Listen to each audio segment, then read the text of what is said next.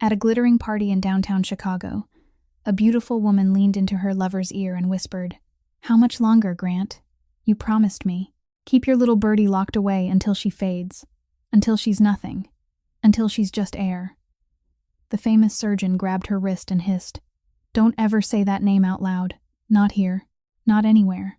What neither of them noticed was the man standing in the shadows behind the curtain, close enough to hear every single word.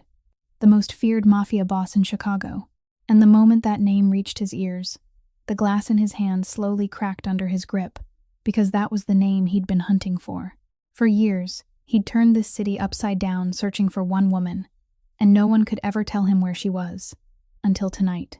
And at that very moment, on the far side of the city, deep inside a dark, silent mansion, a poor young nurse sat pressed against a locked door, hugging her knees, crying without making a sound, the way she'd learned to cry for 3 long years. She believed the whole world had forgotten her. She didn't know that tonight, someone had finally heard her name. Who was she to the most dangerous man in Chicago? Why had her own husband kept her locked away for 3 years? And what happens when a mafia boss finds out where she's been hidden all along? If you love stories where cruelty finally gets what it deserves, hit that like button right now. Share this video with someone who believes in second chances. And subscribe to the channel so you won't miss what happens next. Now, let's go back to where it all began. Morning in the west wing of the Lake Forest mansion began with light slipping through a window that had been sealed shut with steel screws. Light that Maren Ellis was allowed to see but never allowed to touch. She was 27 years old, and for 3 years, she hadn't known what the wind smelled like. Her room was clean, fully furnished, even luxurious, but it didn't contain a single telephone, a computer, any identification papers, or even a pen, unless Grant had given his permission. Her driver's license, her nursing credentials, her passport, all of them were locked inside the safe in her husband's study, a room she hadn't been allowed to enter since the day her own door began locking from the outside. Every morning, she woke to the footsteps of a housekeeper bringing in a tray of food, setting it down, then leaving without a word, because the staff had been told that the lady of the house was undergoing psychiatric treatment at home and mustn't be agitated. Psychiatric treatment at home. Maren had heard those words so many times that, now and then, even she nearly believed there was something wrong with her. Today was the first day of the month, and she knew it not because of a calendar, but because Grant's leather shoes echoed through the hallway at 10 o'clock, accompanied by an unfamiliar voice. The first day of the month meant picture day. The door opened, and Grant Mercer walked in, 38 years old, tall and well-built, wearing a perfectly pressed white shirt, and the face that everyone in the city called the face of an angelic doctor. Behind him came the familiar photographer, a young man who kept his head buried in his equipment and had never once looked Maren directly in the eyes. Grant approached her and adjusted his wife's collar with fingers as gentle as though he were tending to a delicate flower, then spoke in the soft voice he reserved for other people to hear. "Sweetheart, let's take a few pictures. Everyone keeps asking about you." Maren sat in the chair beside the tightly sealed window, in the same place she sat every month, where the light was most flattering. Grant lowered himself beside her, took her hand, placed it on his knee, and tilted his head toward hers with tender affection. "Smile," he whispered, softly enough that only she could hear. And this time, there was no gentleness left in his voice. "Smile. Or next week I'll call the nursing facility." Maren smiled. She had learned exactly how far to lift the corners of her mouth, how to keep her eyes from looking too empty, because she knew the price of a ruined photograph. Her Toby, her 21-year-old younger brother, lay motionless in a long-term care facility on the south side of the city, kept alive by machines and by bills she could never have paid with her former nurse's salary. After the boy's accident, Grant had signed every check, and he reminded her of that whenever she considered resisting him. "Think carefully," he'd once told her. "I keep him alive because you behave." The camera shutter clicked again and again. A few hours later, she knew those photographs would appear on Grant's website, beneath words he'd written for tens of thousands of followers, saying that every healing journey took time, that he would remain beside his wife until the very end, and beneath that would come a flood of admiration. "What a wonderful man. She's so lucky. Praying for you both." No one ever asked a question. No one had asked a question in 3 years. Maren had been orphaned as a child and raised in the foster care system, and Toby was the only family she had left in the world. Her former friends at the hospital had received a resignation letter written by Grant himself, along with an explanation that she needed absolute peace and quiet in order to recover. On paper, he was her legal guardian, granted authority by the court after the night her medical records described as her breakdown, and no one would believe anything said by a wife with a history like that. This cage wasn't built from iron bars. It was built from signatures, official seals, and the trust of an entire city placed in a man who wore a white coat. When the session was over, the photographer packed up his equipment and left first. Grant stood before the mirror in her room, slowly tightening his dark blue tie as he admired himself with the satisfaction of a man preparing to conquer the world. "I have an important meeting with investors tonight," he said to her, reflection in the mirror, his voice sweet again. "Once this deal is done, everything will be different." He didn't say how it would be different, and Maren didn't ask, because she'd stopped asking questions a long time ago. He stepped out, pulled the door closed behind him, and then came that familiar sound, the lock turning once from the outside, dry, clean, final, the sound that for 3 years had been the only good night she received. Maren remained alone in the silent room, watching the afternoon light stretch across the wooden floor, unaware that on the other side of the city, at the gathering her husband was about to enter, a name was about to be spoken, and a man was about to hear it. That night, Maren couldn't sleep, and in the familiar darkness of the room, the memories returned as they always did on the nights after picture day, when the false smile still felt numb and frozen at the corners of her mouth. 4 years earlier, she had been a different person. Nurse Maren Ellis of the cardiac surgery unit, the woman doctors trusted with the most difficult post-operative cases, the woman who knew every patient's vital signs by heart before the monitors even had time to sound an alarm, the woman the elderly patients on the ward called the girl with the warm hands. She had raised herself from nothing, working while she studied so she could support Toby and keep him in school. And she had once believed the hardest part of their lives was finally behind them. Then Grant Mercer appeared. He was 34 at the time, the rising star of the surgical department, the doctor whose operations always succeeded, whose interviews were always gracious, whose smile always came at exactly the right moment. He pursued her for nearly a year with patience and care, never once crossing a boundary. He remembered Toby's birthday, brought soup to the hospital on the night she worked late, and waited for her in the parking lot with an umbrella already open in the rain. Everyone at the hospital told her she was the luckiest woman in Chicago. And Maren, who had never been cared for by anyone throughout a childhood spent moving through foster homes, believed that what she had found was love. The wedding was small and warm, and the first year was so peaceful that only later did she understand the peace had been nothing more than a coat of paint. Beneath that paint, the cracks slowly began to show in ways only the person sharing a home with him could see. Grant never lost his temper in front of other people. But at home, a glass set in the wrong place could make him fall silent for 3 days, a silence as heavy as stone pressing down on her chest. He began checking her phone, deciding what she should wear, suggesting that she cut back on her shifts, then gradually insisting that she quit altogether, because the wife of a doctor like him shouldn't have to wipe sweat from the faces of strangers. She surrendered a little at a time, the way a person takes one small step backward after another, without realizing she's retreating, until at last her back touches the wall. And then came that night, the night 3 years earlier that she had relived in her mind thousands of times. She had been preparing to do something that evening, something she had quietly planned for weeks, when everything collapsed. Her memory of that night remained only in fragments: the half-finished glass of water in the kitchen, the faint bitterness that touched her tongue and that she dismissed as exhaustion, then the floor tilting beneath her, the lights blurring into long streaks, and Grant's voice somewhere far away, strangely calm, as though he had known in advance what was about to happen. When she opened her eyes, the white ceiling of a hospital room hovered above her, her wrists secured to the bed rails under the protocol used for high-risk patients, and the man sitting beside her wasn't her husband but a silver-haired doctor she had never seen before, a man who introduced himself as Dr. Sherwood, a psychiatrist. In an even, measured voice, he told her she had tried to harm herself, that her husband had found her in time, and that she was very fortunate. Maren shook her head and said, "No, I didn't. I'm a nurse.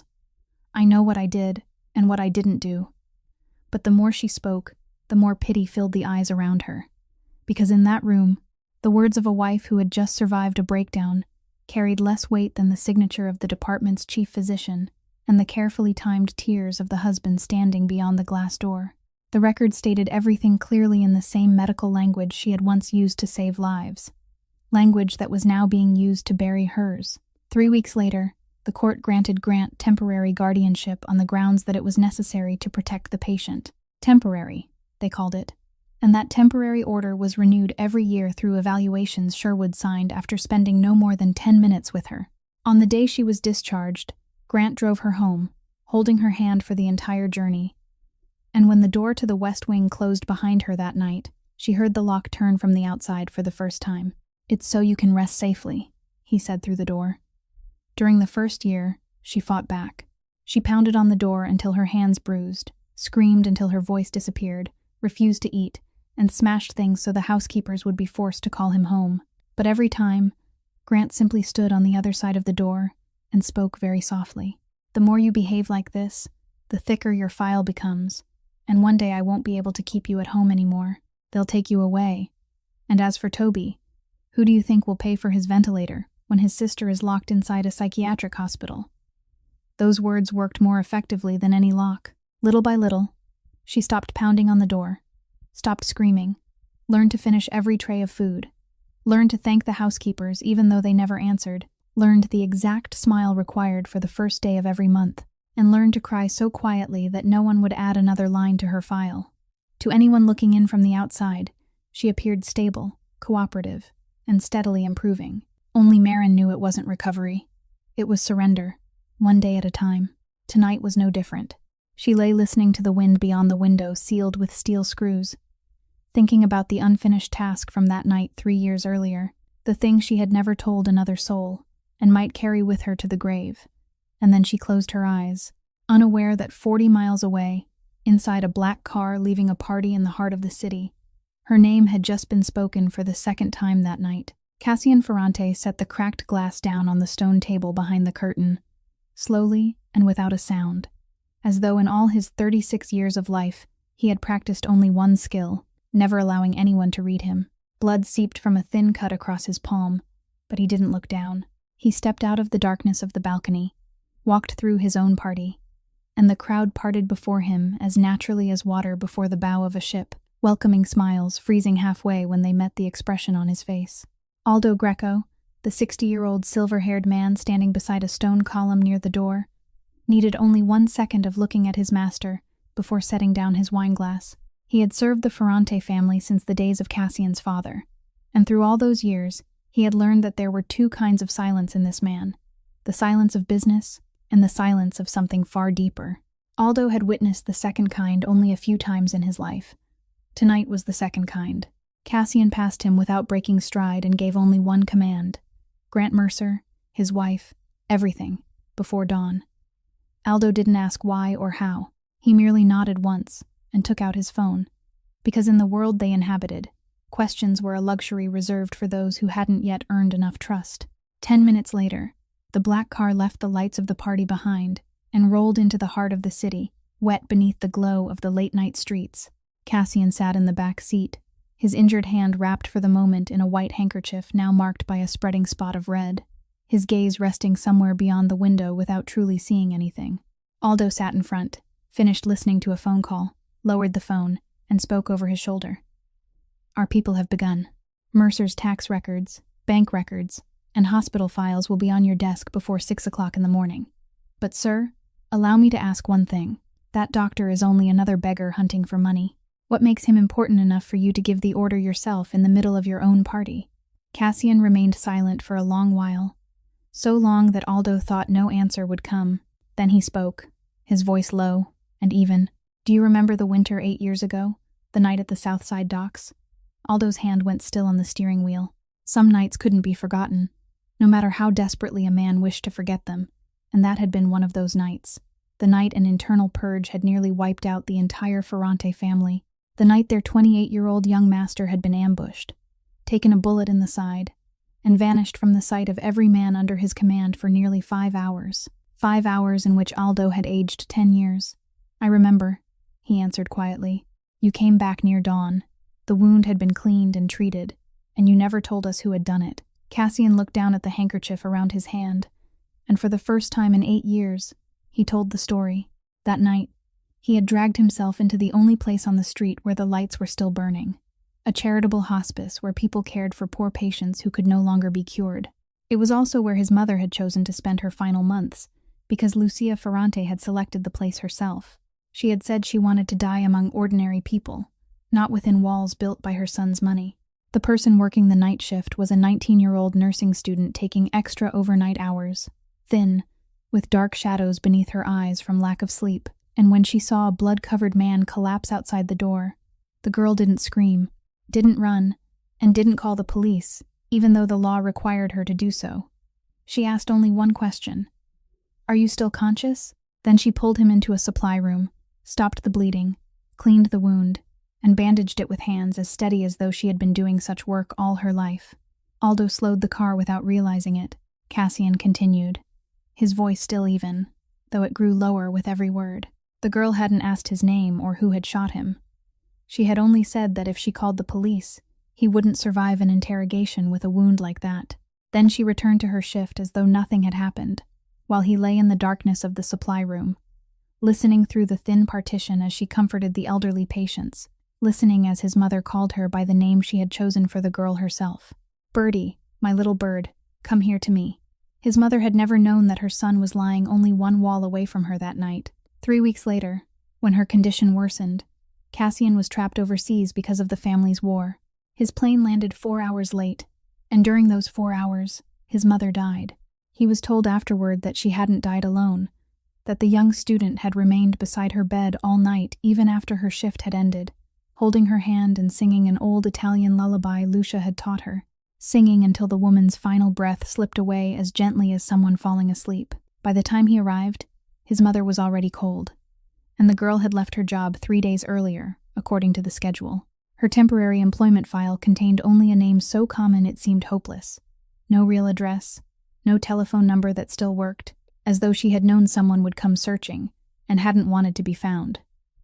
8 years, Aldo, Cassian said. For 8 years, I've searched every hospital, every nursing school, every neighboring state. The only thing I had was the name Birdie, a name only my mother ever used, and tonight that name fell from the lips of a doctor's mistress while he was begging me for money, along with the words locked in a cage until she became air. The car stopped at a red light, its glow flooding the entire cabin, and Aldo looked at his master through the rearview mirror before speaking softly. If it really is her, then for 8 years, she's been paying for her kindness with a cage. Cassian didn't answer.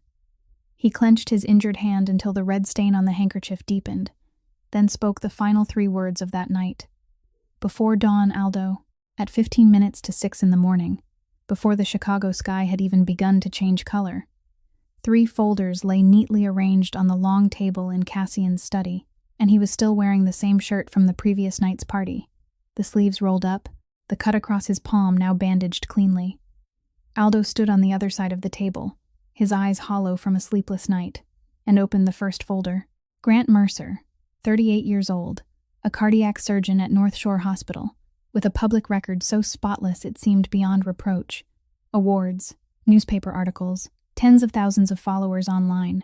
But beneath that polished surface was a pit, 3 loans from 3 different banks, a Lake Forest mansion mortgaged down to its foundation, first-class flights and jewelry charged to credit cards that had already reached their limits. The angelic doctor was breathing on borrowed money, and that was why he had come crawling to Corvus to ask for $20 million.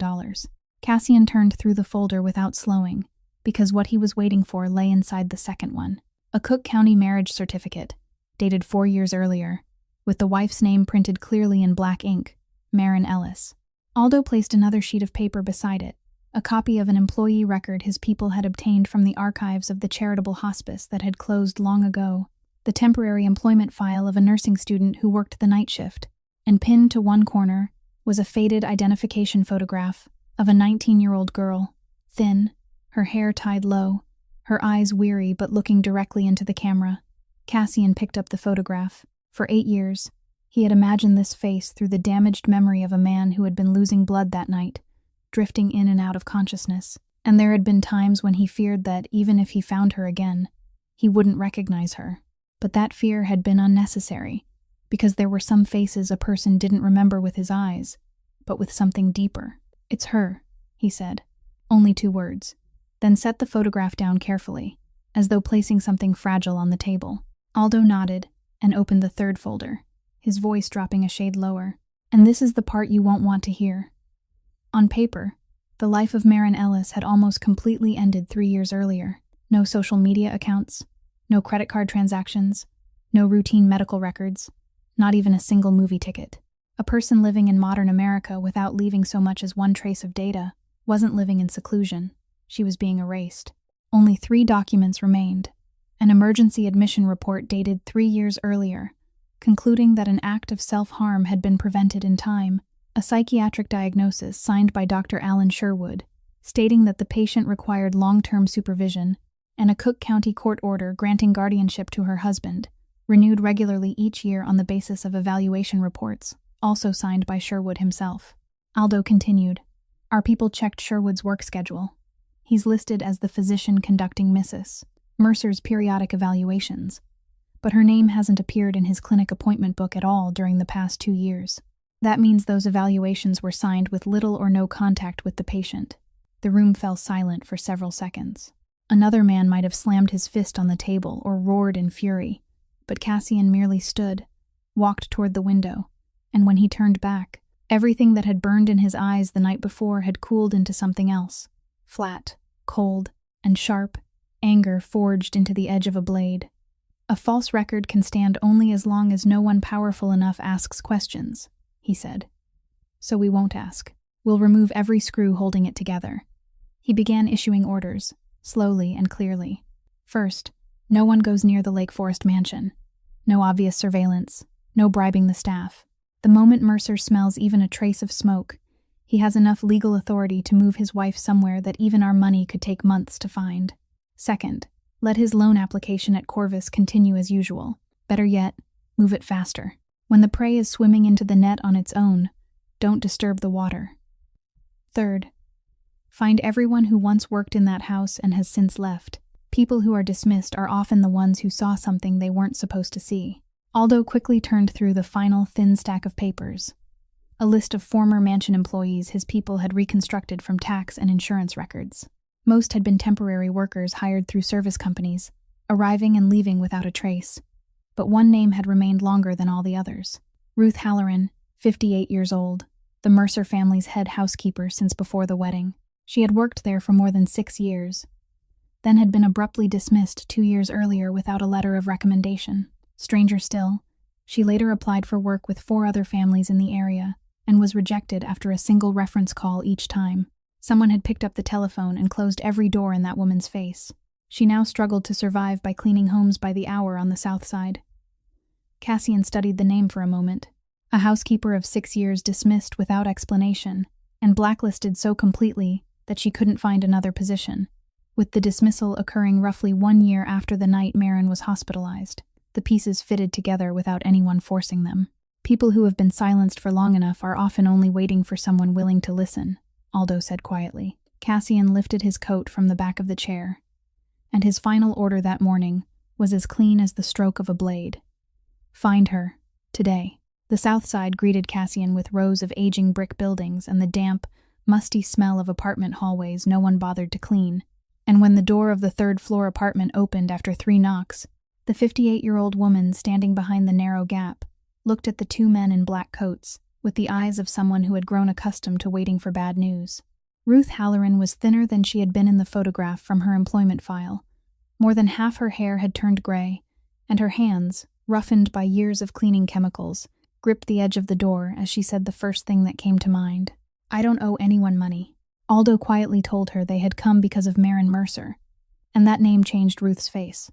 Not with surprise, but with fear. The kind of fear that had been left to ferment for 2 years. She started to close the door, but Cassian didn't move. He merely spoke very slowly. "I believe she never tried to harm herself, and I'm the first person in 2 years who said that to you." The door stopped. After a long moment, Ruth stepped back and allowed them into an apartment furnished with only a folding table, 2 mismatched chairs, and a photograph of a small grandchild fastened to the refrigerator. She didn't offer them anything to drink. She simply sat down, clasped her hands between her knees, and asked directly, "Who are you?" "The man who won't allow this to remain buried for one more day," Cassian answered, and perhaps because no one had cared enough to ask her anything in 2 years, or because there was something in the voice of the man before her that made people believe he could do exactly what he promised.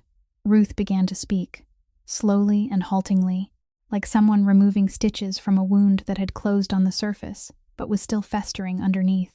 She had worked as the Mercer family's housekeeper for more than 6 years, beginning before the wedding, and she had grown fond of the young mistress from the very first day, because Marin was the kind of person who remembered the anniversary of Ruth's husband's death, the kind who went down to the kitchen herself to make tea for the staff when they were sick. Then Ruth told them about that night, the night the entire city would later call the night the doctor's wife lost her mind. That evening, Master Grant had sent all the staff home early, and Ruth had been the only one who stayed because a batch of bread was still baking in the oven. That was when she saw something strange. A visitor arrived late. A beautiful young woman Ruth recognized immediately because her photograph occasionally appeared in the newspapers. Delaney Voss, heiress to the Voss medical equipment empire, and a major partner of the hospital where Master Grant worked.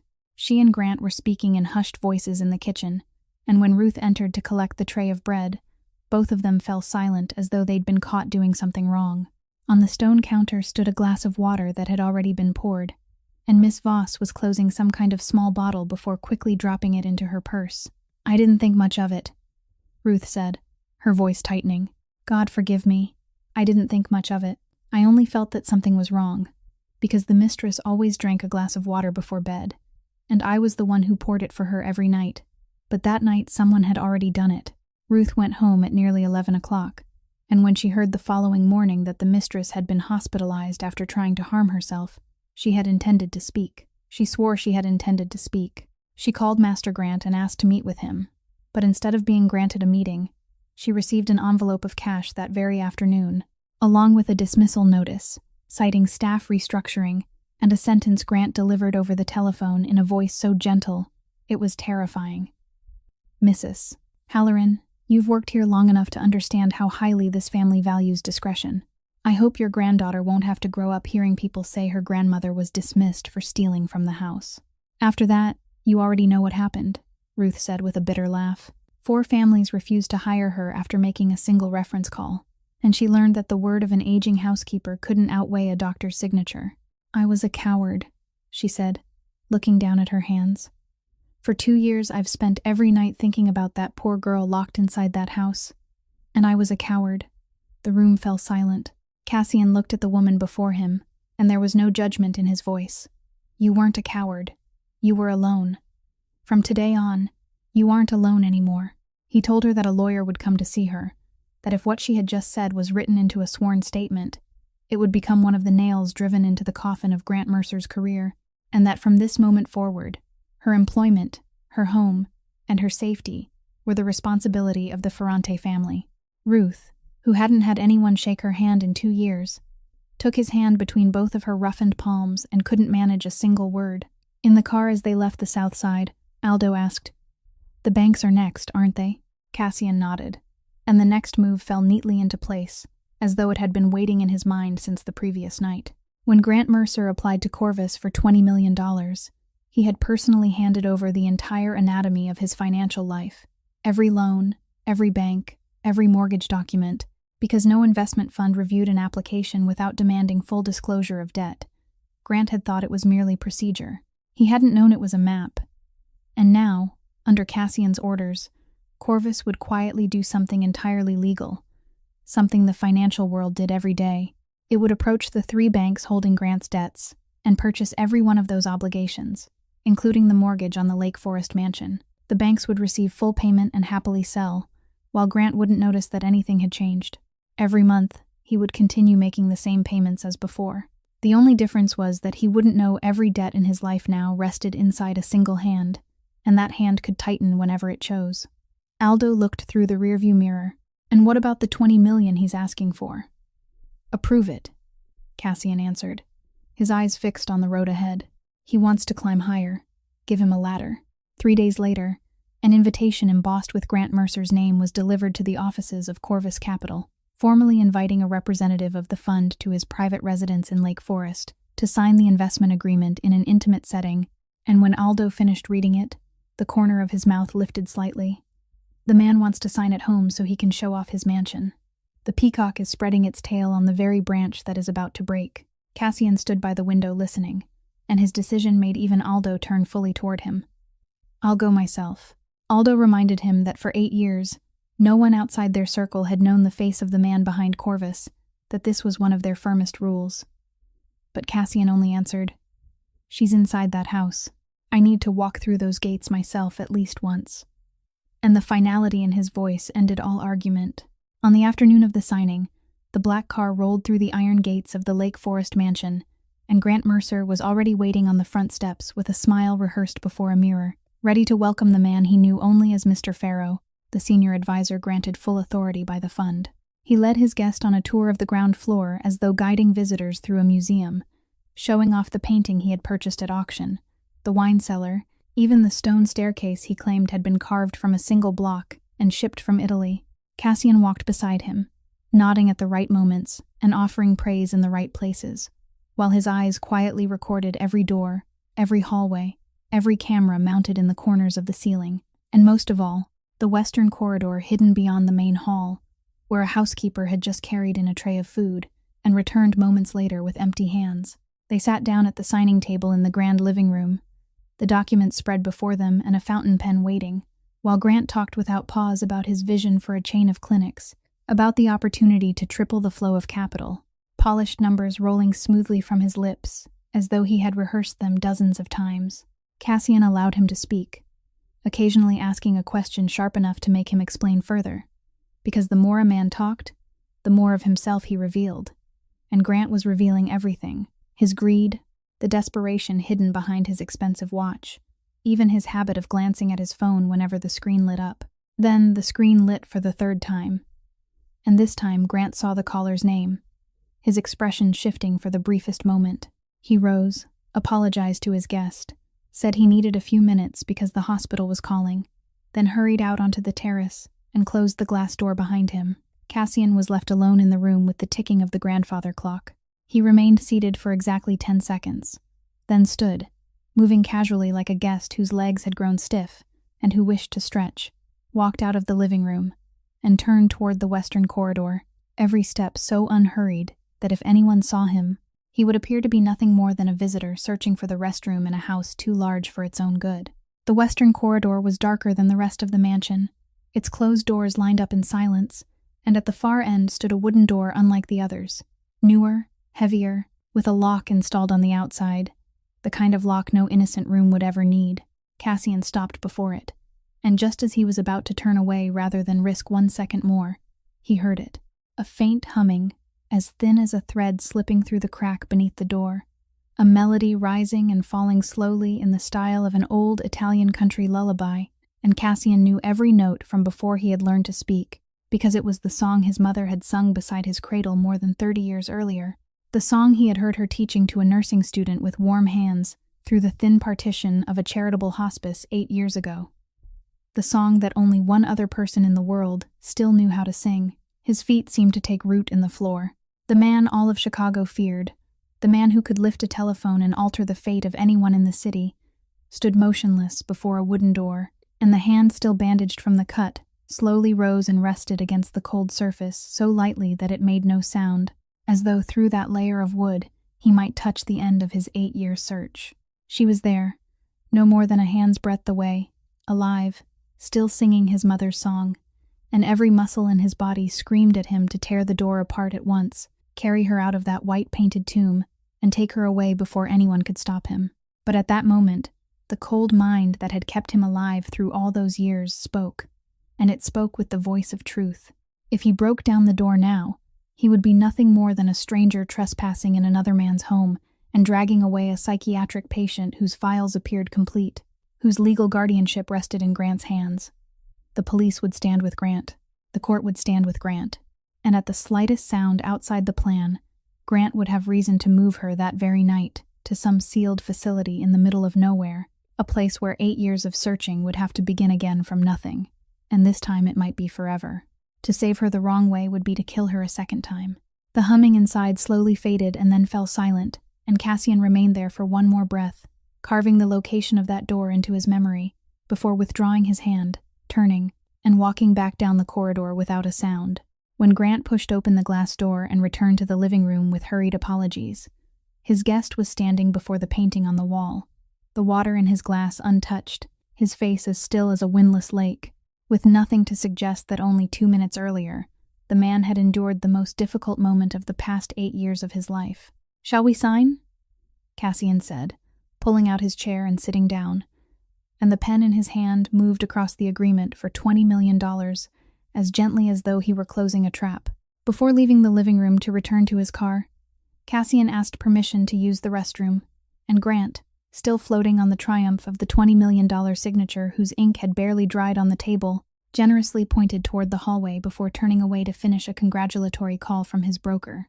Cassian walked in that direction, but his feet carried him farther than the host had indicated, turning into the western corridor for the second time that afternoon, and this time he held a small piece of paper that seemed to have been written at some unknown moment, folded into quarters, and only slightly larger than a postage stamp.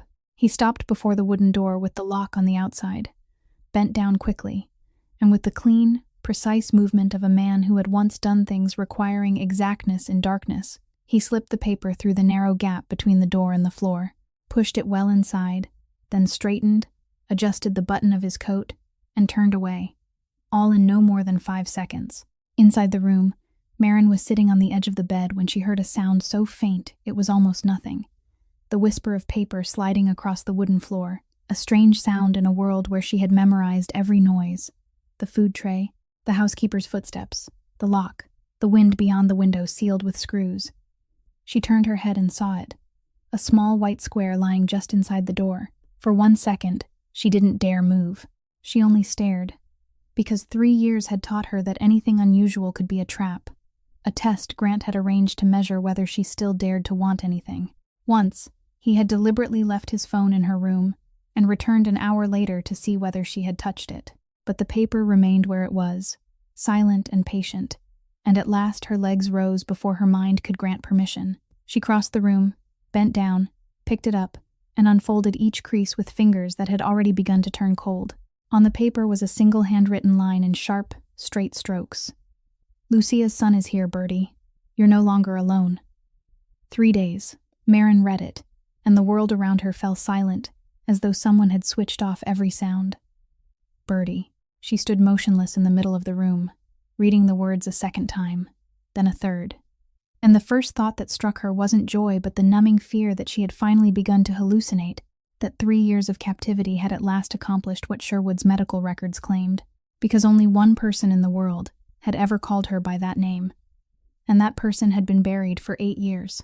Lucia, the patient in the last room at the charitable hospice all those years ago, the Italian woman as thin as a dry branch whose eyes remained bright until her final days, the only person in Marin's life who had ever given her a name of her own. "You're quick, and you're always humming like a little bird," Lucia had said. "From now on, I'll call you Bertie."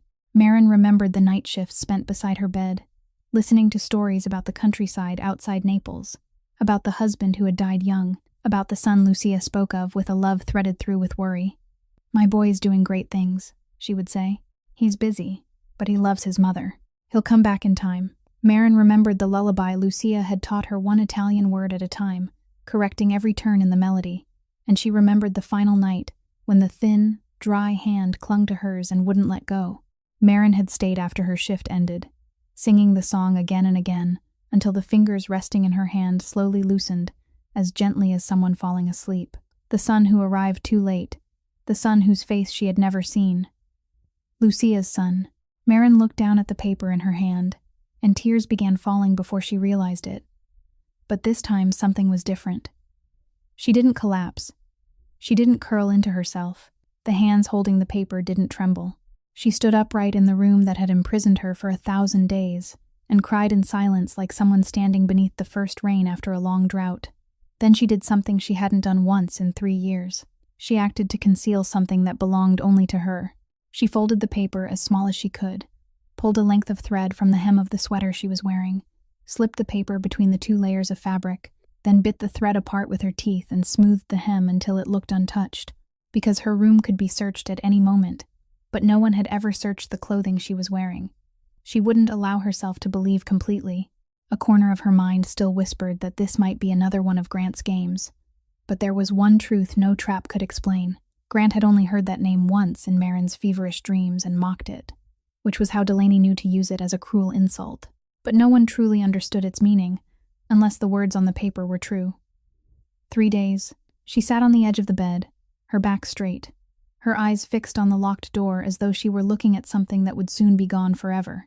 At the other end of the house, in the living room flooded with afternoon sunlight, Grant Mercer was escorting his honored guest all the way to the front steps, laughing loudly as he spoke about a long and prosperous partnership, while the man he called Mr. Farrow shook his hand with the perfect firmness, the perfect pressure, and the perfect length of time, accompanied by the calm smile of the financial elite, a smile Grant privately vowed he would learn to imitate. He stood on the steps and watched the black car roll through the gates, his heart soaring as he thought of the $20 million soon to pour into his account, and the expression on Delaney's face when she heard the news.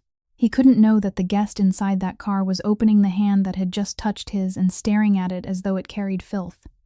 And he couldn't know that in the western wing of his house, hidden inside the hem of an old sweater, a tiny piece of paper lay waiting like a match that had already been struck.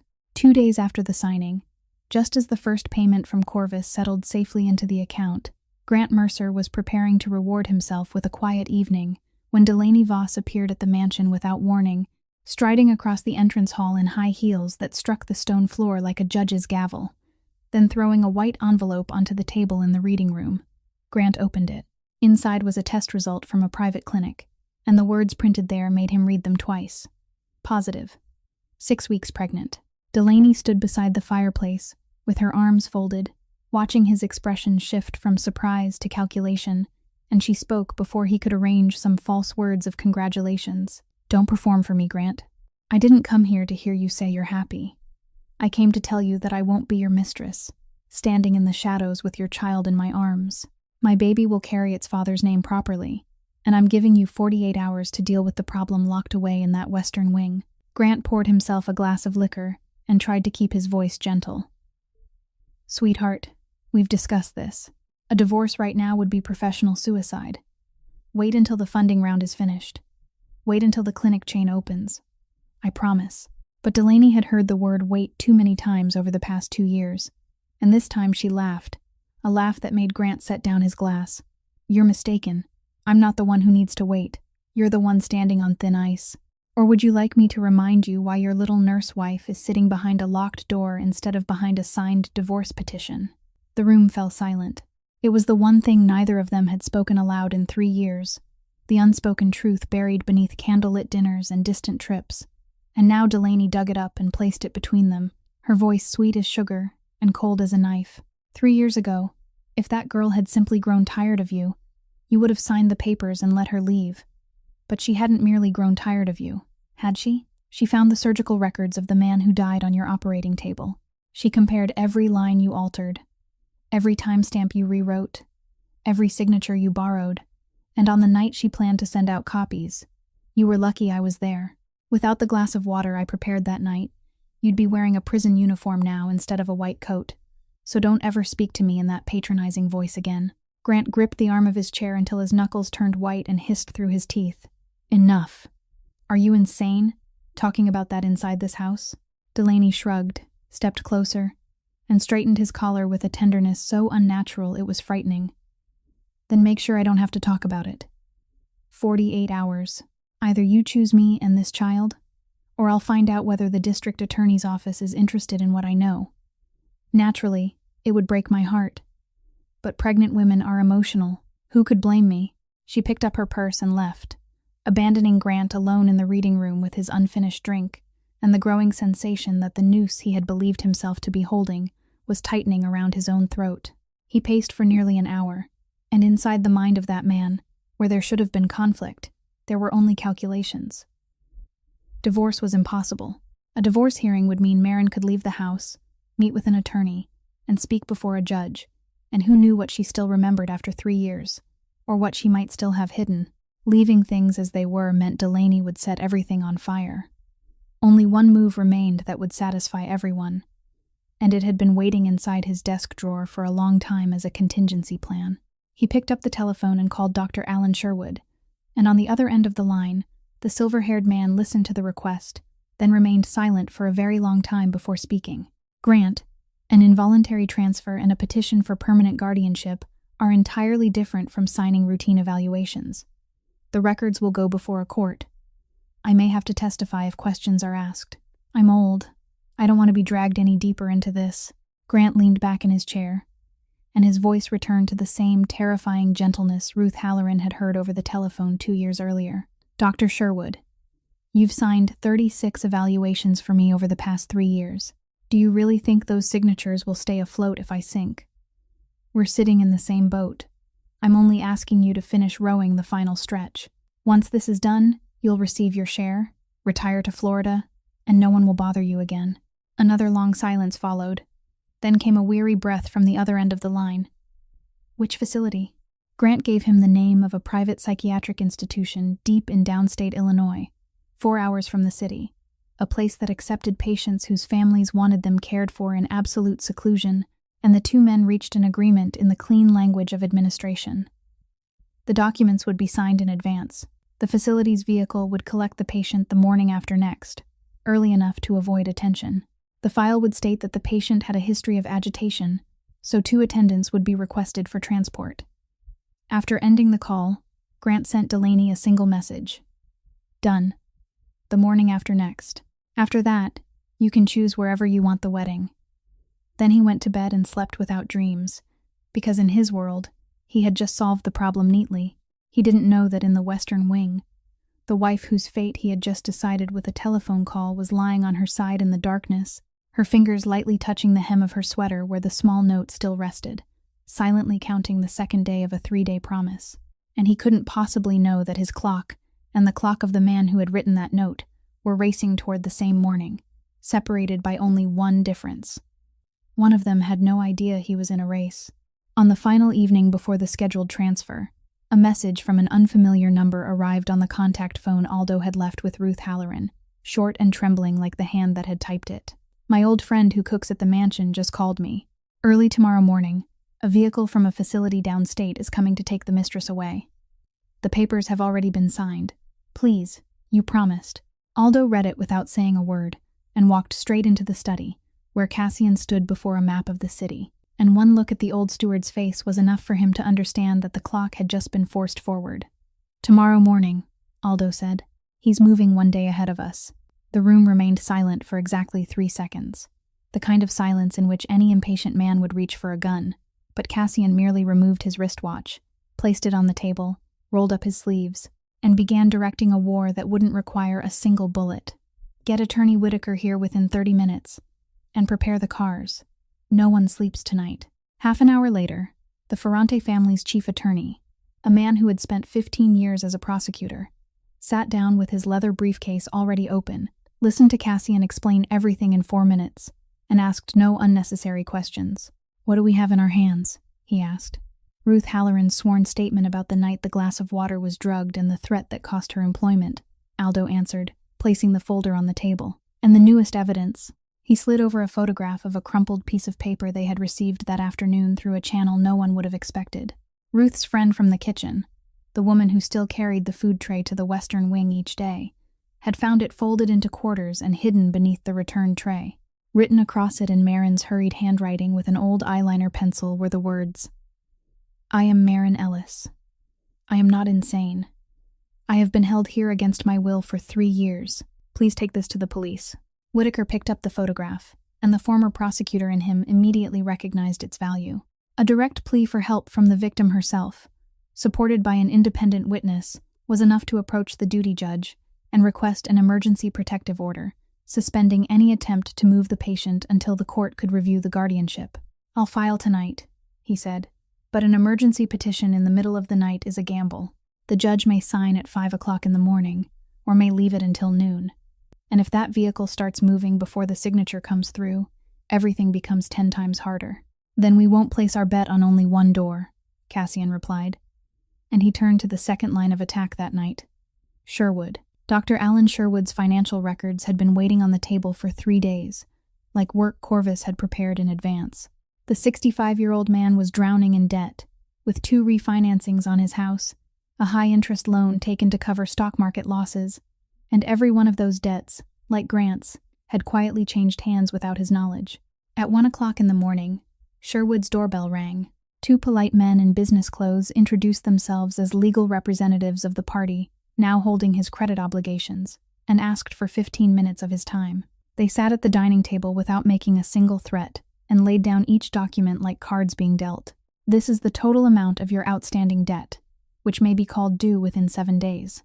This is the analysis, showing that you signed 36 psychiatric evaluations for Mrs. Marin Mercer, while her name never appeared in your clinic appointment records. This is the sentencing guidance for perjury and complicity in unlawful confinement, and this is the second option, a truthful, sworn statement. Your cooperation will be presented as a significant mitigating factor, and those debts will be restructured with the greatest possible goodwill. You have 15 minutes, one of the men said, because tomorrow morning a vehicle will begin moving, and you're the only person who still has time to choose which side of the road you'll be standing on when it stops. Sherwood sat for a long time before the 2 stacks of paper, a man who had traded 40 years of medical practice for corrupt signatures, and at last he collapsed, not because he feared prison, but because of the words he heard himself say aloud. I once swore that I would do no harm. At 3 o'clock in the morning, he signed a 4-page affidavit admitting everything: the fraudulent evaluations, the money he had received from Grant, and one detail even the men across from him hadn't known. The conclusion in the hospital admission report 3 years earlier had been written entirely from the husband's account, before the toxicology results were available, results that later disappeared from the medical file. At 4 o'clock in the morning, Sherwood's affidavit lay beside Ruth's statement and the photograph of Marin's plea for help inside the petition Whitaker personally carried to the private residence of the duty judge. At 5:40 in the morning, while the downstate sky was still black, a vehicle bearing the logo of the private psychiatric facility started its engine and left the parking lot, beginning the 4-hour journey toward Lake Forest. And in the study overlooking a city that hadn't yet awakened, Cassian stood motionless beside the window, his telephone resting silently on the desk as he waited for the call, confirming the judge's signature, while the hands of 2 clocks raced toward the same morning, and for the first time in 8 years, the only thing he could do was wait. At 7 o'clock in the morning, rain was falling over Lake Forest, and the door to the western wing opened earlier than usual. Grant entered with 2 men dressed in gray and white uniforms, his face as calm as though he were arranging a peaceful vacation. Sweetheart, I've found a better place for you. The air is clean, the staff is devoted, and they'll take better care of you than I can.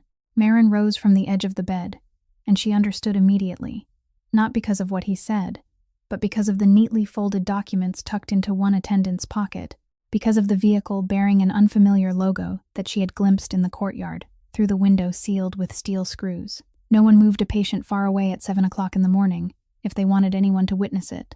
She asked permission to change her sweater, and during the 2 brief minutes behind the dressing room door, she put on the old sweater whose hem had been opened and sewn closed again. Her fingers touched the small piece of paper hidden between the layers of fabric. Lucia's son. 3 days. And today was only the 3rd day. She stepped out without struggling or begging, because 3 years had taught her that every act of resistance would be entered into her file under the word agitation. She simply walked between the 2 strangers along the hallway, whose every mark in the wood she knew by heart.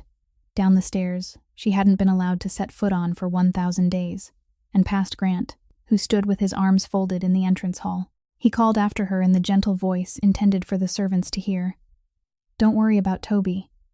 I'll continue taking care of him, just as I promised. Those words were the final nail, and Marin understood them exactly as he intended. Behave, or else. The vehicle door opened, and she sat in the middle seat. The sliding door slammed shut, the engine started, and as the wheels began rolling slowly along the long gravel drive toward the gates, something inside her began to break. 3 days. The note had said 3 days, and the 3rd day was passing beneath the wheels of this vehicle. Perhaps it had only been a cruel joke. Perhaps it was another of Grant's tests. Perhaps Lucia's son was real but had arrived too late, just as he had arrived too late 8 years earlier, and that thought hurt more than anything else, that the miracle had been real but had missed its appointed time. She looked past the attendant's shoulder and saw the iron gates gradually taking shape through the rain and the sweeping windshield wipers. Every turn of the wheels was another beat in a countdown. She closed her eyes, gripped the hem of her sweater, and silently apologized to Toby, to herself, and to the 19-year-old woman she had once been, the woman who still believed kindness would someday be repaid. Then the vehicle braked sharply. Maren opened her eyes. Through the rain-streaked windshield, 2 county police cruisers were parked across the gates, their red and blue lights casting long flashes through the rain, while an officer in a raincoat raised one hand to signal them to stop and held a stack of papers inside a clear plastic sleeve in the other. The driver lowered his window, and the officer spoke briefly, loudly enough for his words to reach the rear compartment.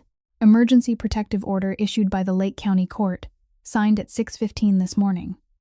Any attempt to transport Mrs. Maren Mercer is suspended effective immediately. Everyone is required to exit the vehicle. Behind them, from the direction of the mansion, Grant's shouting carried through the rain. "You have no authority. I'm her legal guardian. My attorney will call the judge." But the second officer stopped him halfway across the courtyard with a level reply. "Sir, you may present your arguments to the court. For now, step back." The sliding door opened. Maren remained motionless for one breath, unable to believe that the open doorway was meant for her.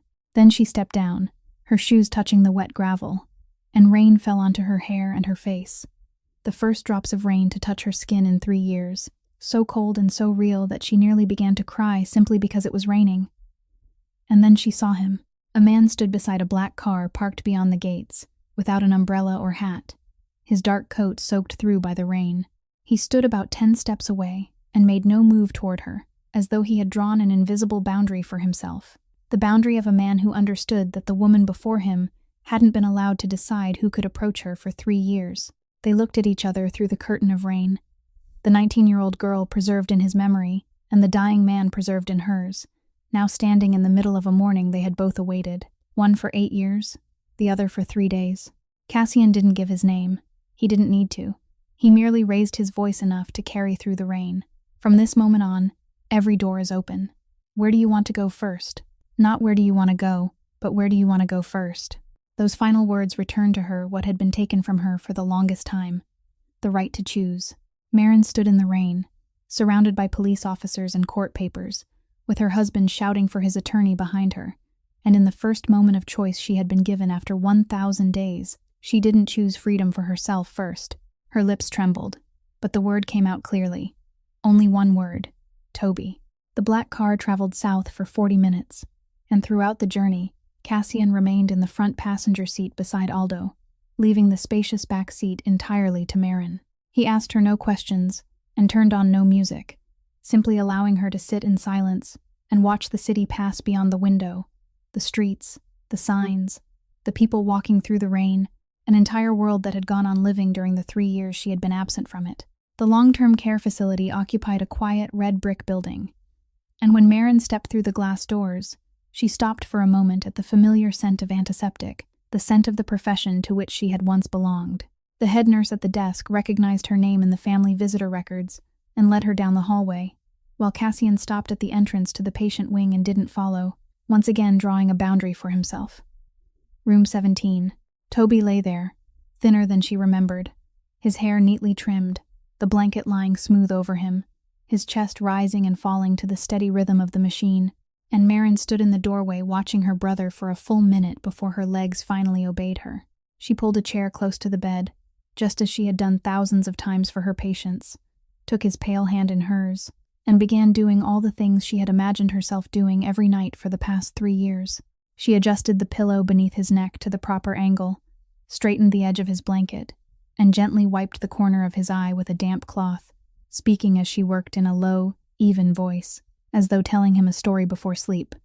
"I'm here. I'm sorry it took me so long. Have you been behaving yourself? Who cut your hair so nicely? I'm back now. From now on, I'll come every week. You don't have to wait anymore." Toby didn't respond.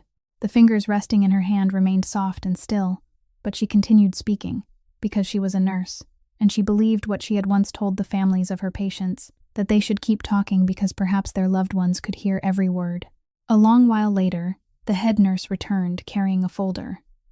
"Miss Ellis, since you're here, I'd like to confirm the financial information with you." Maren's entire body stiffened at the question she had feared most, because Grant would certainly stop paying Toby's medical expenses now.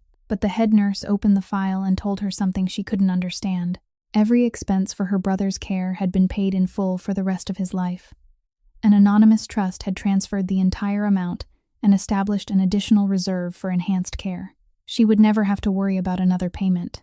Maren stared at the confirmation sheet, and before she could gather herself, her eyes stopped on the date the payment had been recorded.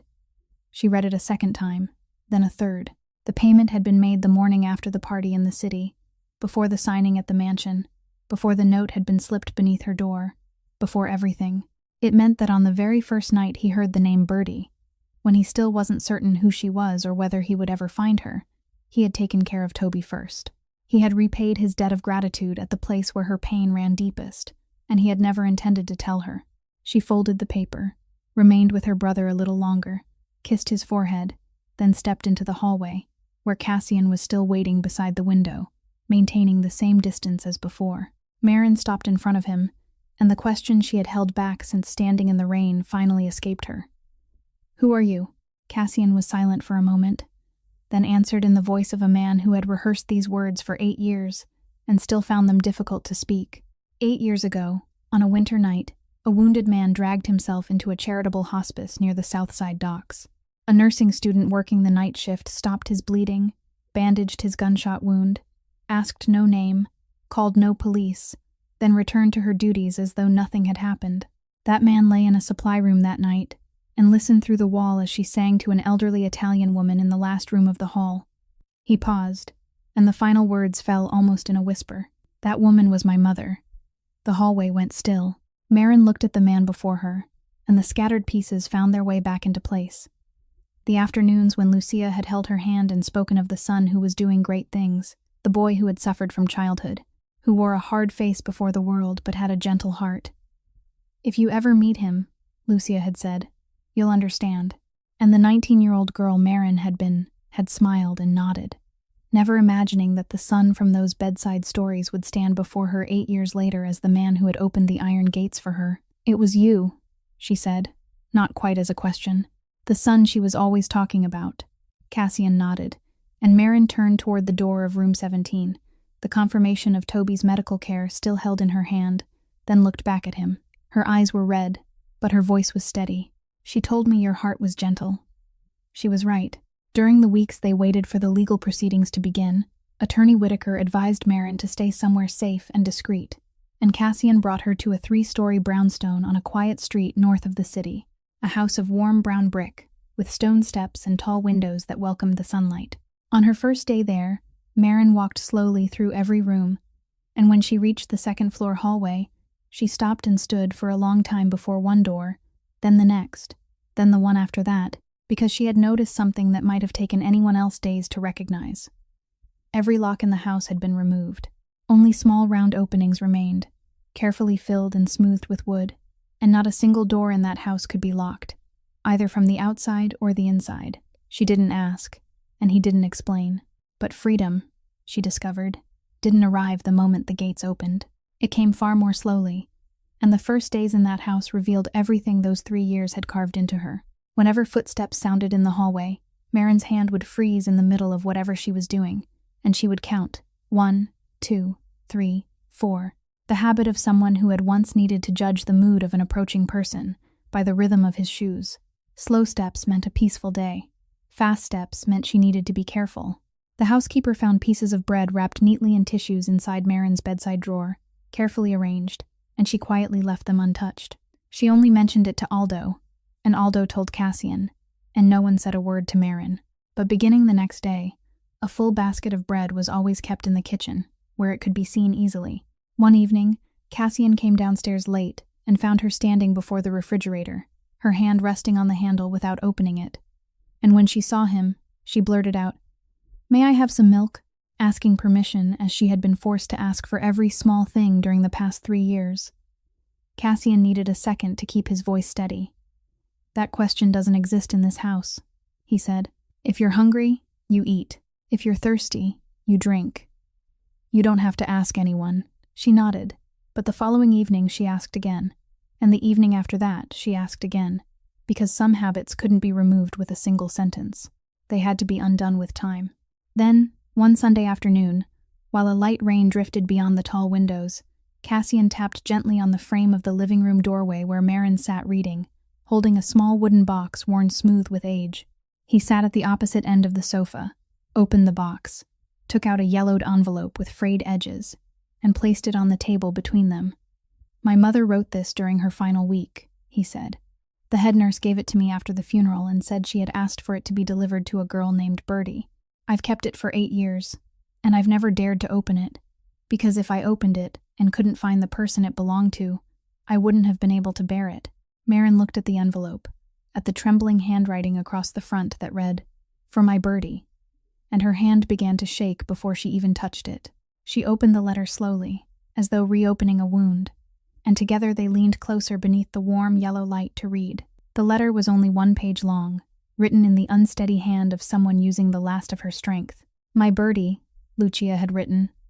"I'm writing this after you've finished your shift and gone home.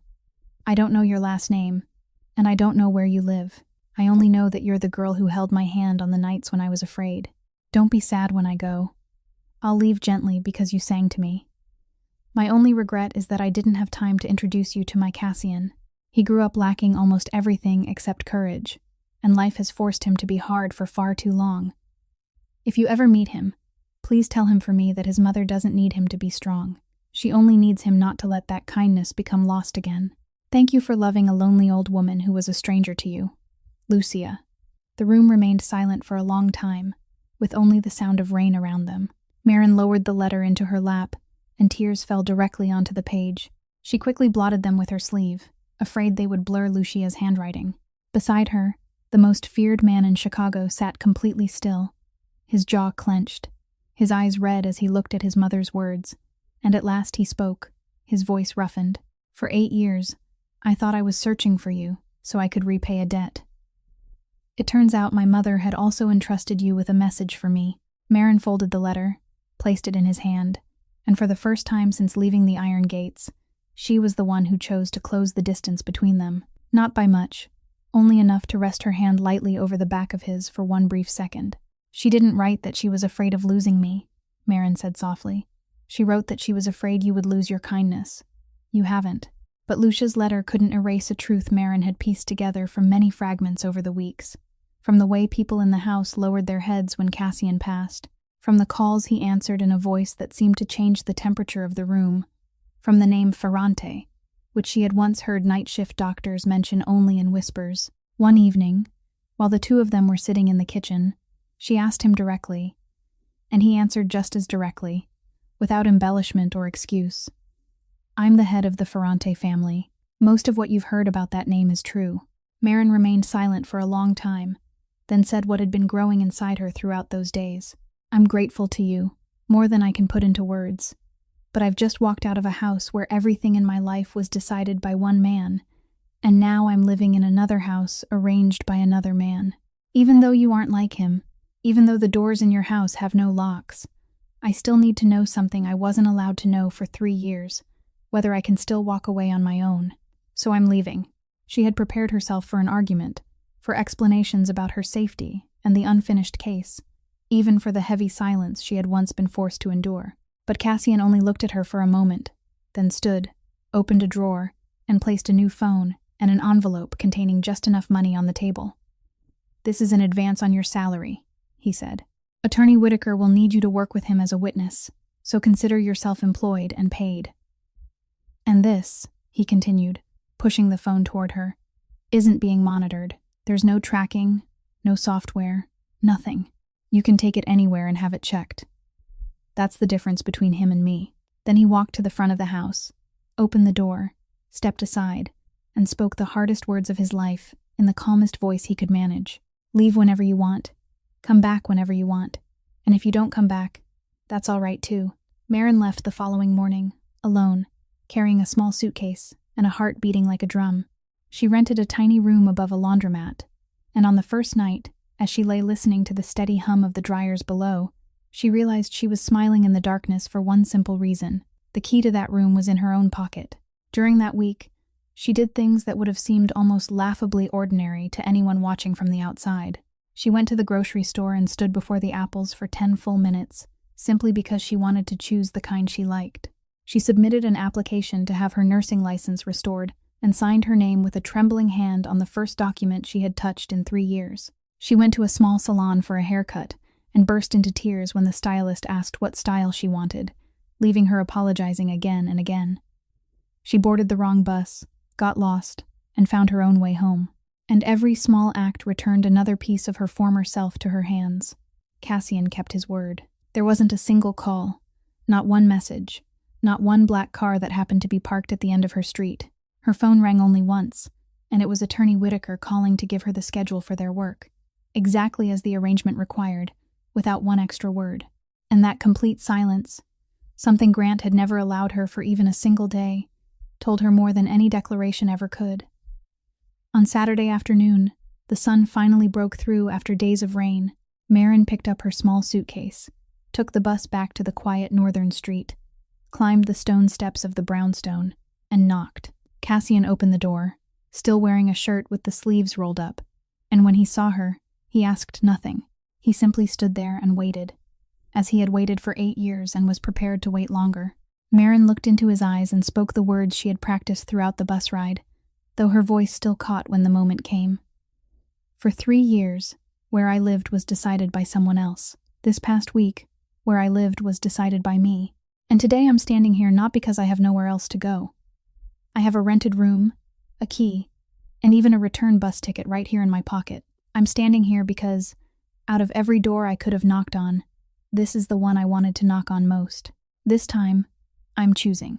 Cassian looked at her for a long moment, and the man an entire city feared had to clear his throat before he could speak, his voice still rough. Then come inside. The door has no lock. Marin laughed, the first laugh of hers he had ever heard, so bright and clear that even she seemed surprised by it, and she stepped across the threshold, not because she was being rescued this time, but because she had chosen to enter. While the quiet northern street welcomed someone home, the white mansion in Lake Forest was rotting from within.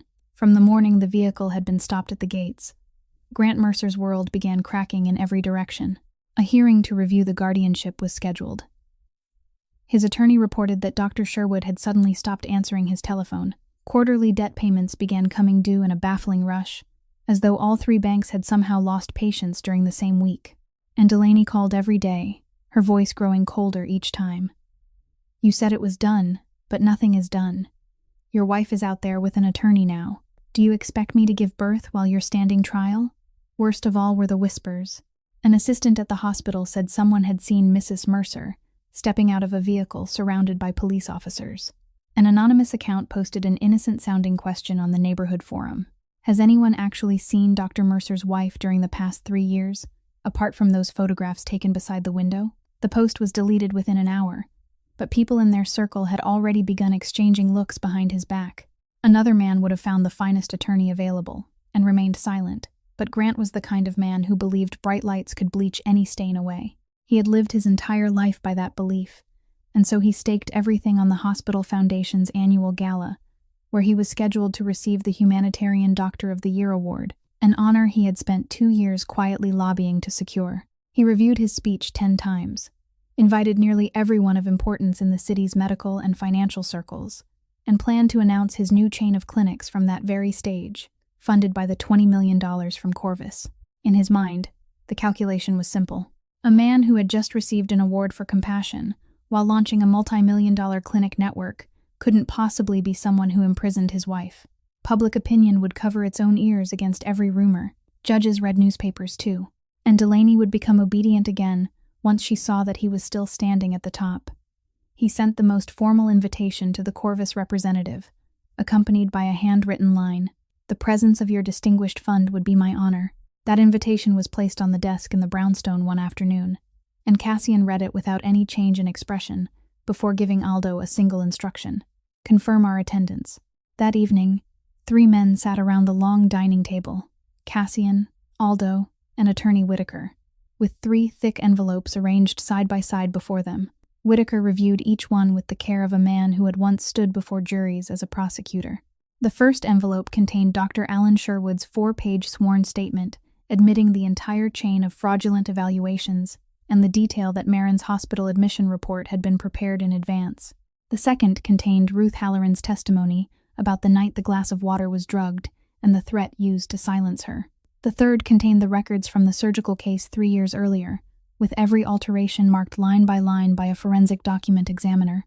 The originals were submitted to the state medical board and the prosecutor's office this morning, Whitaker said. Everything inside these 3 envelopes is only a copy.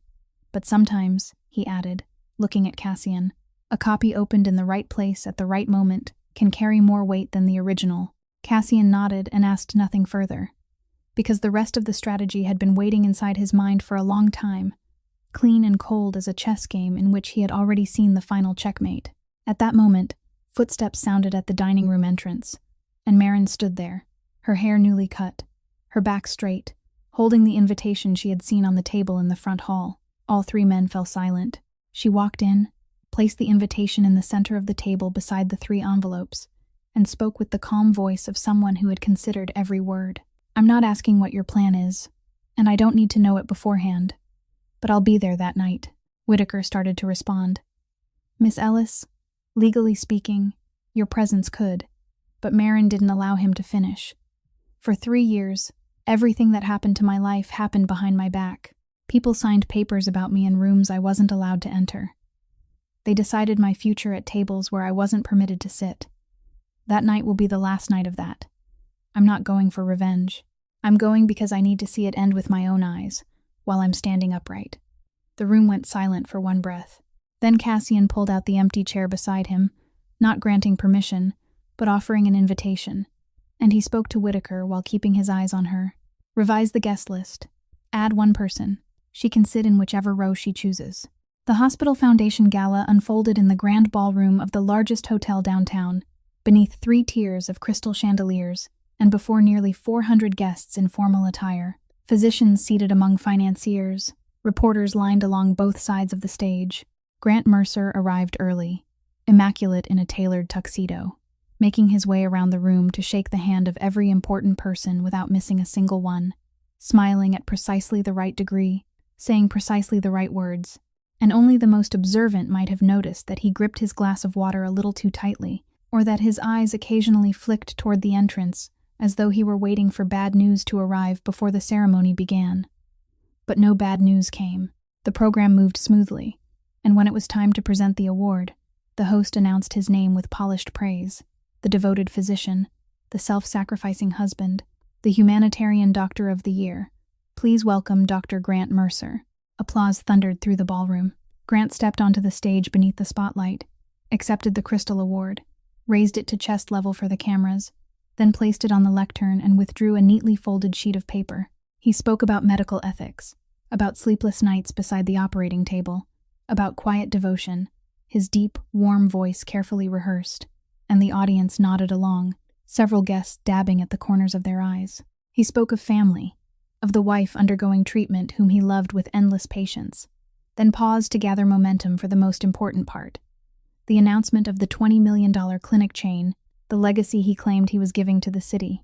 At that exact moment, as he drew breath to deliver the most valuable sentence of his life, a small light flashed at a table near the stage, the screen of a telephone coming alive, then a second, then a third, and like a wave rolling from the front tables to the far end of the ballroom, hundreds of telephones began vibrating and lighting up at once, hundreds of faces lowering toward them, the pale blue glow rising from the screens until the glittering ballroom resembled a field of cold fireflies. The notice had been sent simultaneously to every address that mattered in their world, concise and sharp as the stroke of a blade. Corvus Capital hereby announces that client Grant Mercer has violated cross-default credit obligations. All outstanding debts are now subject to immediate collection, and secured assets are being seized, including the clinic system currently under development, the Lake Forest property, and all related accounts. The whispering began somewhere in the room, faint at first, then spread like flame through dry grass, heads bending together, voices murmuring, eyes lifting toward the man at the lectern before dropping back to the screens. Someone blurted out loud, "They're taking the mansion too," and the word bankruptcy crawled through the rows of tables with no possible way to stop it. On stage, Grant was still smiling, the frozen smile of a man who knew something had happened but didn't yet know what. He managed half a sentence about his vision for the future before stopping, because in the front row, the elderly department chief had raised his telephone and was holding the screen toward him from a distance like a warning.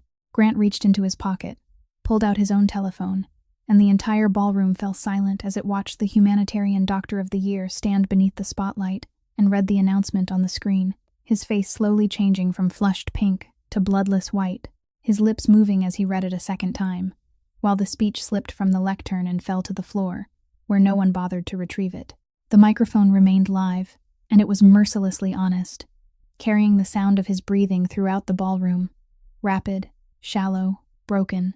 "It can't be," he muttered, and the microphone delivered those words to nearly 400 people. Then, in the middle of that suffocating silence, came the sound of a chair being pushed back, unhurried and calm, from a table near the main entrance. A man stood, fastened the button of his black suit jacket with one clean movement, and began walking toward the stage.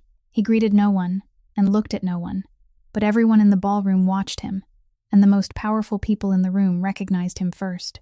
The whispers changed in tone, shifting from curiosity to fear. Some rose completely from their seats to see him more clearly. Others instinctively pushed their chairs backward. Cassian Ferrante climbed the steps of the stage in absolute silence, the soles of his shoes striking the wooden floor one measured beat at a time, steady as the ticking of a clock, while Grant stood rooted behind the lectern, staring as the man he had known as Mr. Farrow approached, every scattered piece crashing together inside his mind without yet forming the whole picture. Cassian stopped before the lectern. He didn't seize the microphone. He merely tilted it toward himself with 2 fingers, looked directly into Grant's wavering eyes, and spoke to him while allowing the entire city to hear, his voice deep, slow, and clear upon every word. "I am Corvus." Those 3 words struck the ballroom like a hammer, and before Grant could utter a sound, Cassian gestured toward the wings, where Attorney Whitaker stepped onto the stage carrying the 3 familiar envelopes. Cassian took them and placed each one on the lectern in turn, while his voice through the microphone remained deep and slow, never rising for effect. "Ladies and gentlemen, I apologize for interrupting an evening devoted to honoring medical ethics, but some truths shouldn't be made to wait another day. The first envelope," he said as he opened it, "contains the sworn statement of Dr. Alan Sherwood, the man who signed every psychiatric record concerning Mrs. Marin Mercer over the past 3 years. In it, he admits that the evaluations were fabricated at the husband's request and in exchange for payment. He admits that the report concerning what was called her night of crisis was written in advance, based entirely on the husband's account, before the test results had even been received, results showing that she had been given medication without her knowledge, results that later disappeared from the file. A wave of gasps broke across the ballroom. The second envelope contains the testimony of Mrs. Ruth Halloran, the Mercer family's housekeeper for 6 years, describing what she saw in the kitchen that night, the glass of water someone else had prepared, and how she was dismissed and threatened the moment she asked to speak. Every reporter's camera turned toward the stage at once, flashes bursting like dry thunder. And the third envelope, Cassian rested his hand upon it and slowly looked down at Grant. This contains the surgical records from more than 3 years ago of a patient who never left Dr. Mercer's operating room, with every alteration, rewritten entry, and borrowed signature marked line by a forensic document examiner. "This is what your wife discovered, Doctor. And this is the real reason she spent 3 years behind a locked door. Every original document," he told the ballroom, "was delivered to the State Medical Board and the prosecutor's office this morning." Grant clung to the edge of the lectern like a man standing on the deck of a tilting ship, searching the sea of faces for one final source of support. "Delaney," he called. Delaney was seated at the second table in an evening gown. "Tell them. You know me." The entire ballroom turned toward her. Delaney Voss rose, but not to defend him. She held her wineglass and looked Grant up and down with the expression someone might give an asset that had suddenly lost all value. "I know you? I don't even want to know you," she said loudly enough for every camera to capture. "And while we're clearing up your delusions, this baby isn't yours. I only wanted what you had, and look at you now. What do you have left?" The room erupted, but Whitaker stepped forward, his voice calm and cold. "Miss Voss, you should remain where you are. Dr. Sherwood's statement identifies very clearly who was present in the kitchen that night and whose hand prepared that glass of water. The prosecutor's office will want to hear your explanation." The color drained from Delaney's face. She hurriedly set down her glass and turned toward the exit, but 2 plainclothes investigators had already taken their places by the side door. On stage, Grant collapsed in the most literal sense, his knees striking the wooden floor as he shouted the words men like him always shouted at the end. "You set me up. This was all a trap. You trapped me." Cassian looked down at him without contempt or satisfaction, only the weariness of a man staring at a stain that still needed to be cleaned. "I didn't trap you, Doctor," he said. "I only gave you the ladder you asked for. Climbing it with other people's money while crushing your wife beneath your feet was your choice." Then he nodded toward the rear of the ballroom, where uniformed officers had been waiting with an arrest warrant signed that afternoon. They advanced between the rows of tables, pulled Grant to his feet, and read him his rights in complete silence. The handcuffs closed around the wrists once praised as the golden hands of surgery, and he was led past the crystal award still resting on the lectern, past the backdrop bearing the words Humanitarian Doctor of the Year in bold letters. At the far end of the ballroom, where the chandelier light reached only in a soft glow, Marin had been standing all along in a simple dark blue gown, her arms resting at her sides, silently watching the man who had once locked the door upon her life being led past her. Grant saw her, and his lips moved as though he meant to say something, but she didn't turn away from his eyes, and she didn't answer. She simply stood upright, calm and still, with no smile upon her face. For the first time in 3 years, no one in this world had the right to make her smile, and that made her freer than any smile ever could. 6 months later, on the old street near the Southside docks, the charitable hospice from years before had been beautifully restored, and a small bronze plaque mounted on the brick wall beside the main entrance bore the words, "The Lucia Foundation." The foundation awarded scholarships to poor nursing students who worked while studying, just as a 19-year-old girl once had, and it maintained a team of attorneys dedicated to accepting cases from people whose own relatives controlled them through fabricated medical records and abused guardianship orders, because Marin understood better than anyone that many doors were still locked out there, while the world remained unable to hear the knocking from behind them. She managed the foundation in the afternoons, while in the mornings, she once again wore the nursing uniform she had waited 3 years to touch. Her professional license had been restored, and she had asked to work at this very place, where the old supply room and the last room at the end of the hall still remained. She moved among the patients' beds with the same warm hands, and the elderly residents quickly gave her a new nickname that was, in truth, very old, Miss Birdie. Toby had been transferred to an advanced care unit nearby, and Marin visited him 3 times every week, telling him every kind of story as though he could still hear every word. Grant's trial ended with a lengthy prison sentence and the permanent revocation of his medical license. Delaney received a separate sentence for her role in drugging the glass of water that night, while Sherwood was given a lighter sentence because of his cooperation. Then, one afternoon, the foundation telephone rang with a call connected from the state correctional facility. Marin stared at the screen for a long time before answering. Grant's voice came through the line, hoarse and hurried, rambling about his appeal, his incompetent court-appointed attorney, and the unbearable days he was living through, before finally reaching the reason for his call. "You know powerful attorneys," he said. "Help me just once, for the sake of the years we were married. I'm begging you." Marin sat quietly and listened until he had finished. She didn't interrupt him, and her hand didn't tremble.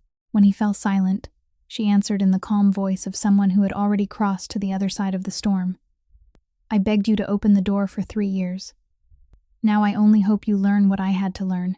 A human being isn't property." Then she ended the call, placed the telephone on the desk, and realized that nothing inside her had stirred. There was no hatred, no satisfaction, only stillness.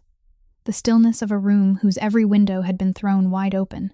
That evening, Cassian brought her home to the brownstone, and after dinner, he asked her to close her eyes and hold out her hand. Marin expected a small velvet box, but what he placed in her palm was heavy and cold, the metal pieces shifting softly against one another. When she opened her eyes, she saw a thick ring of keys, the key to the brownstone, the key to the apartment high above the city, the key to the lake house, the key to his office, the keys to every door the man owned in this world. He didn't kneel. He simply stood before her and looked into her eyes, speaking in the familiar, rough voice she had come to know. "People propose with rings, but a ring can be put on and taken off. This is different. These are all the doors in my life. Not one of them will ever lock you inside. They're only here so you'll know you always have somewhere to return to. Come in whenever you wish. Leave whenever you wish. I only ask that whenever you leave, you still want to come back." Marin looked at the keys in her hand, then at the man standing before her, and she smiled. A smile no one had demanded, no one had staged, the first completely free smile to bloom after 1,000 days. That was her answer. And he understood. The story of Marin and Cassian ends here, but it leaves us with something worth carrying forward, that true love is never possession. A person may lock a door and imprison a body, but no one can imprison another human being's worth or dignity, and kindness given quietly, like the hand extended by that young nurse so many years ago, is never lost. It simply waits in silence for the day it returns to knock upon the door of our lives. To respect another person is to allow them the freedom to choose, and anyone who truly loves us will open the door, never lock it. If today's story touched your heart, please subscribe to the channel, like, and share, so we can continue listening to more compelling stories every day. How did this story make you feel? And have you ever witnessed an act of kindness repaid in such a way in real life? Please share the feelings from deep within your heart in the comments. We're always grateful to hear from you. We wish everyone watching this video abundant health, a joyful life, and peace in every day. Goodbye, and we'll see you again in the next video.